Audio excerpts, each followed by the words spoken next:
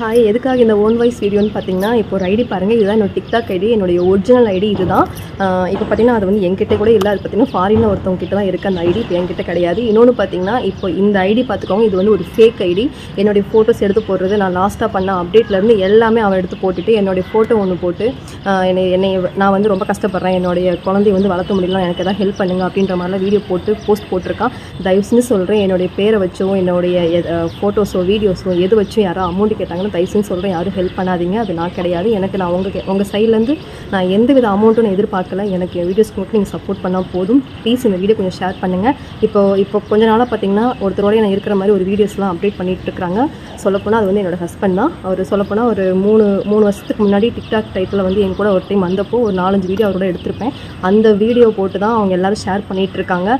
அவருடைய தங்கச்சி வீட்டுக்காரோடைய நான் வீடியோ போட்டிருக்கேன். அண்ணா அவங்க இவர் எல்லாம் நாங்கள் சேர்ந்தெல்லாம் வீடியோ போட்டிருப்பேன். அதையெல்லாம் எடுத்து இப்போலாம் அப்டேட் பண்ணிகிட்ருக்கிறீங்க. எதுக்கு உங்களுக்கு இந்த மாதிரி ஒரு வேலைன்னு எனக்கு தெரியல. எனக்கு என் லைஃப்பில் நானே யாருமே இல்லைன்னு சொல்லி ஒதுங்கி வந்து உட்காந்துருக்கேன். உங்களுக்கு ஏன்டா அப்படி வைத்திருச்சல் அப்படி இருக்கீங்க?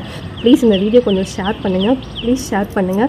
ப்ளீஸ் அந்த ஐடி கொஞ்சம் ரிப்போர்ட் பண்ணுறதுக்கு எனக்கு உங்கள் சப்போர்ட் வேணும். ப்ளீஸ் எல்லாம் அந்த ஐடி கொஞ்சம் ரிப்போர்ட் அடிங்க. அது மட்டும் போதும் ப்ளீஸ்.